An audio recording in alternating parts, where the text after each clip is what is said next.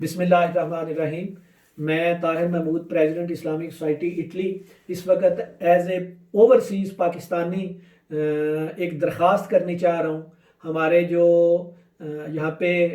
ملان میں کونسلیٹ ہے اس کے کونسل جنرل صاحب کی خدمت میں، اور روم امبیسی کے امبیسڈر صاحب کی خدمت میں، زلفی بخاری صاحب کی خدمت میں، اور خاص کر ہمارے آنریبل پرائم منسٹر جناب عمران خان صاحب کی خدمت میں کہ اٹلی کے اندر جو ہے بڑی کریٹیکل سچویشن ہے، بڑی مشکل صورتحال ہے ڈیڈ باڈیز کے حوالے سے۔ اس لیے خدا کے واسطے پرائم منسٹر صاحب کہ آپ جو ہے ایک ارجنٹ بیس پہ ایک اسپیشل فلائٹ یا اسپیشل طیارہ جو ہے یہاں پہ اٹلی میں بھیجیں، تاکہ یہاں پہ جو ڈیڈ باڈیز ہیں ان کو باعزت طریقے سے پاکستان لے جایا جا سکے، اور وہاں پر جو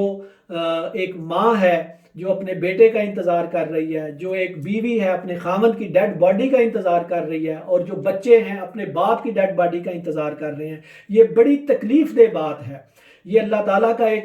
ضابطہ ہے کہ جب